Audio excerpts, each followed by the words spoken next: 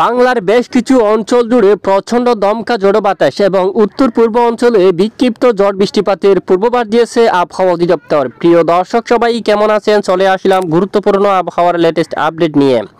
আগামীকাল বুধবার 12 মার্চ আগামী 24 থেকে 48 ঘন্টায় ফের রাজধানী ঢাকা থেকে শুরু করে দেশের উত্তরাঞ্চল, দক্ষিণাঞ্চল, পশ্চিমবঙ্গ সহ উত্তরবঙ্গ, আসাম, ত্রিপুরা এবং বাংলাদেশের 64 জেলার মধ্যে কোন কোন জেলার আবহাওয়া কেমন থাকবে, কোন কোন জেলার উপর ভারী থেকে অতি ভারী ঝড় বৃষ্টিপাতের সম্ভাবনা রয়েছে তা জানিয়ে দেব। পাশাপাশি পরবর্তী 7 দিনের মধ্যে বঙ্গোপসাগরে কোনো ধরনের নতুন করে নিম্নচাপ তৈরি হওয়ার সম্ভাবনা আছে কিনা তা জানাবো।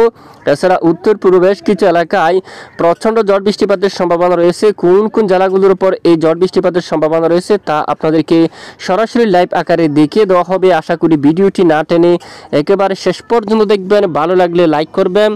সবার আগে গুরুত্বপূর্ণ আবহাওয়ার আপডেট পেতে চ্যানেলটি সাবস্ক্রাইব করে পাশের বেল বাটনে ক্লিক করে রাখবেন। আর ভিডিওটি কোন জেলা থেকে লাইভ দেখছেন কমেন্ট করে জানিয়ে দিন।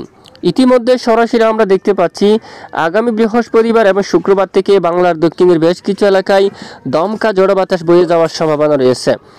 এখানে দেখুন কলাপাড়া প্রায় দেখুন 53 কিলোমিটার পর্যন্ত দমকা বাতাস থাকবে। লালমোহনের এদিকে দেখুন 53 কিলোমিটার, দক্ষিণ দিক থেকে দক্ষিণ পূর্ব দিক থেকে মঠবাড়িয়ার এদিকে দক্ষিণ পূর্ব দিক থেকে ঘন্টায় 50 কিলোমিটার পর্যন্ত দমকা ঝড়ো বাতাস বয়ে যাওয়ার সম্ভাবনা রয়েছে। পিরোজপুরের এদিকে দেখুন দক্ষিণ পূর্ব দিক থেকে ঘন্টায় 47 কিলোমিটার বেগে দমকা ঝড়ো বাতাস বয়ে যাওয়ার সম্ভাবনা। বরিশাল 45 কিলোমিটার, মতিরহাটের দিকে দেখুন 44 কিলোমিটার, সেনবাগ এখানেও রয়েছে এবং চট্টগ্রাম বিভাগের উপকূলীয় অঞ্চল জুড়ে এখানে প্রায় ঘন্টায় 40 কিলোমিটার বেগে দমকা ঝড়ো বাতাস বয়ে যাওয়ার সম্ভাবনা রয়েছে। মূলত আগামী 3 থেকে 4 দিনের মধ্যে দক্ষিণের বেশ কিছু এলাকায় প্রচণ্ড দমকা ঝড়ো বাতাস বয়ে যাওয়ার প্রবল সম্ভাবনা দেখা যাচ্ছে। আগামী 3 দিনের মধ্যে দক্ষিণের বেশ কিছু এলাকায় দমকা ঝড়ো বাতাস বয়ে যাওয়ার প্রবল সম্ভাবনা কিন্তু দেখা যাচ্ছে। সঙ্গে একেবারে উত্তর পূর্ব বেশ কিছু এলাকায় বজ্র বিদ্যুৎ সহ প্রচণ্ড আকারে ঝড় বৃষ্টিপাতের সম্ভাবনা থাকবে।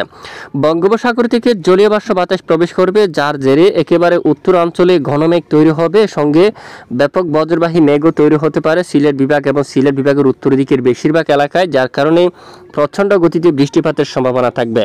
আসুন আমরা এক নজরে দেখে নিই কোন কোন জেলাগুলোর উপর ঝড় বৃষ্টিপাতের সম্ভাবনা থাকবে। প্রথমে দেখে নেব বুধবার 12 মার্চের আপডেট। তো বুধবার 12 মার্চের আপডেটে দেখা যাচ্ছে দেশের অধিকাংশ এলাকায় আকাশ পরিষ্কার থাকার সম্ভাবনা রয়েছে, বৃষ্টিপাত থাকার সম্ভাবনা নেই। তবে উত্তরবঙ্গে একেবারে গুয়াহাটির উপর বৃষ্টিপাত থাকার সম্ভাবনা রয়েছে, একেবারে প্রচণ্ড বজ্রসহ ঝড় বৃষ্টিপাত থাকার সম্ভাবনা রয়েছে। বৃহস্পতিবার 13 মার্চ সামান্য মেঘের আনাগোনা থাকতে পারে। নতুন করে শিলচরের কিছু কিছু এলাকায় হালকা বিক্ষিপ্ত বজ্র বিদ্যুৎ সহ বৃষ্টিপাত থাকার সম্ভাবনা রয়েছে।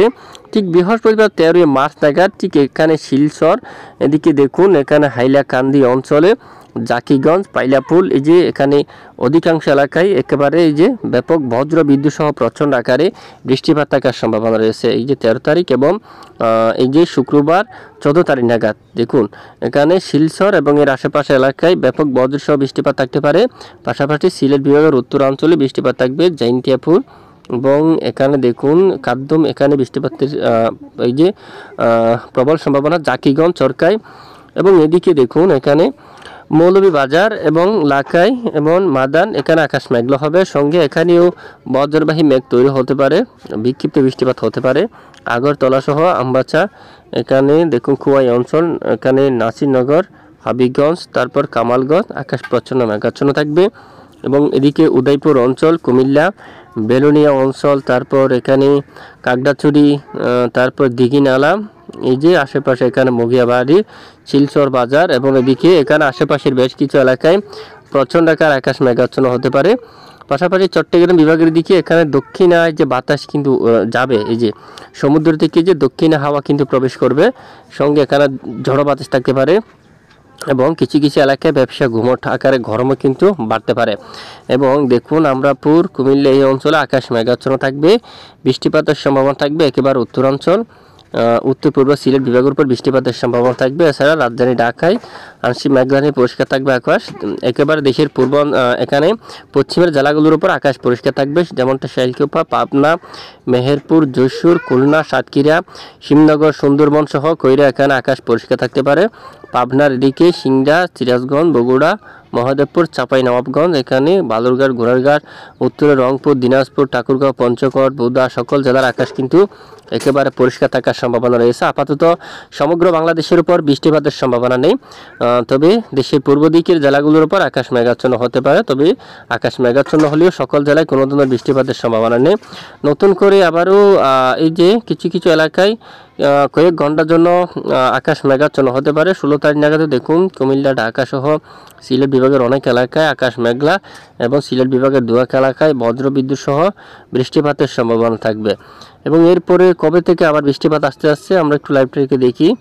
19 তারিখ এবং 20 তারিখের আমরা যদি যাই, 20 তারিখ নাগাদ কিন্তু আবারও বৃষ্টিপাতের সম্ভাবনা দেখা যাচ্ছে বেশ কিছু অঞ্চল জুড়ে। আগামী 20 তারিখ থেকে মতিরহাট, বরিশালের এদিকে ঝড় বৃষ্টিপাতের সম্ভাবনা থাকছে। পিরোজপুরের এদিকে রয়েছে মির্জাগঞ্জ, কাউখালী, এখানে এই এলাকায় বৃষ্টিপাতের সম্ভাবনা থাকবে। গুরুনাদি, রায়পুর, তারপর এখানে চৌমুহনী, এই স্থানে কিন্তু বৃষ্টিপাতের সম্ভাবনা থাকবে। এই যে লাকসাম সহ হাজীগঞ্জ, এখানে মেঘাচ্ছন্ন আকাশ, সঙ্গে হালকা বৃষ্টিপাত থাকতে পারে। তারপর ত্রিপুরার অঞ্চল এদিকে চাগরনাইয়া, ফেনী, মিরসরাই, তারপর কাগড়াছড়ি, এই এলাকায় কিন্তু বৃষ্টিপাতের সম্ভাবনা থাকবে বিক্ষিপ্ত আকারে। মূলত 20 তারিখ নাগাদ নতুন করে সকল এলাকায় বৃষ্টিপাতের সম্ভাবনা থাকবে। এবং আরও বৃষ্টিপাতের সম্ভাবনা দেখা যাচ্ছে শিবনগর অঞ্চল দিয়া, এখানে শিবনগর, তারপর এখানে এখানে দেখুন কুমিরমারি, এই এলাকায় বৃষ্টিপাতের সম্ভাবনা থাকতে পারে। গোচাবা অঞ্চল, এখানে দেখুন এখানে বেশ কিছু এলাকায় মূলত বৃষ্টিপাতের সম্ভাবনা কিন্তু থাকবে। অলরেডি শিবনগরের দিকে বৃষ্টিপাত থাকবে, সুন্দরবন সহ এদিকে বারুইপুর অঞ্চল, কলকাতা সহ এখানে অনেক এলাকায় বৃষ্টিবাহী মেঘ তৈরি হবে। হালকা এখানে বিক্ষিপ্ত বৃষ্টিপাত থাকার সম্ভাবনা রয়েছে। তখন রংপুর বিভাগের আকাশ পরিষ্কার থাকবে। এছাড়া ময়মনসিংহ থেকে শুরু করে সরিষাবাড়ি, সিরাজগঞ্জ, সিংড়া, বগুড়া, মহাদেবপুর এবং এই যে পার্শ্ববর্তী বেশিরভাগ এলাকায় কিন্তু আকাশ প্রচণ্ড আকারে মেঘাচ্ছন্ন হয়ে যাওয়ার সম্ভাবনা কিন্তু দেখা যাচ্ছে। এবার বঙ্গোপসাগর কেমন থাকবে আসুন আমরা একটু এক নজরে দেখে নিই। বর্তমান আজ দেখুন, আজ 11 মার্চ মঙ্গলবার, বঙ্গোপসাগর স্বাভাবিক রয়েছে। একেবারে একটি ঘূর্ণাবর্ত অবস্থান করছিল, যে ঘূর্ণাবর্ত একেবারে অলরেডি শ্রীলঙ্কা পার হয়ে গেছে এবং তাণ্ডব চালাচ্ছে। দেখুন এখানে ব্যাপক আকার তাণ্ডব চালাচ্ছে। তবে এর কোনো ধরনের প্রভাব কিন্তু দেশের উপর পড়ার সম্ভাবনা নেই। এবং আপাতত কয়েকদিনে যদি আমরা একটু বঙ্গোপসাগরের দিকে দেখি, বঙ্গোপসাগর স্বাভাবিক থাকতে পারে, কোনো ধরনের উত্তাল পরিবেশ থাকার সম্ভাবনা নেই।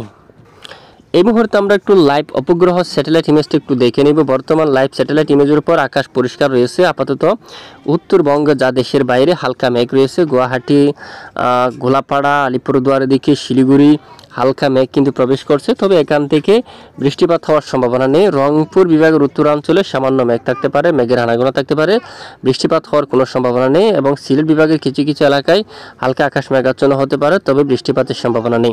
এ হচ্ছে আজকের গুরুত্বপূর্ণ আবহাওয়ার আপডেট। তো প্রতিদিন নিয়মিত ছুটি খবর সবার আগে পেতে আমাদের সঙ্গে থাকবেন। আর এতক্ষণ আমাদের সাথে থাকার জন্য অসংখ্য ধন্যবাদ।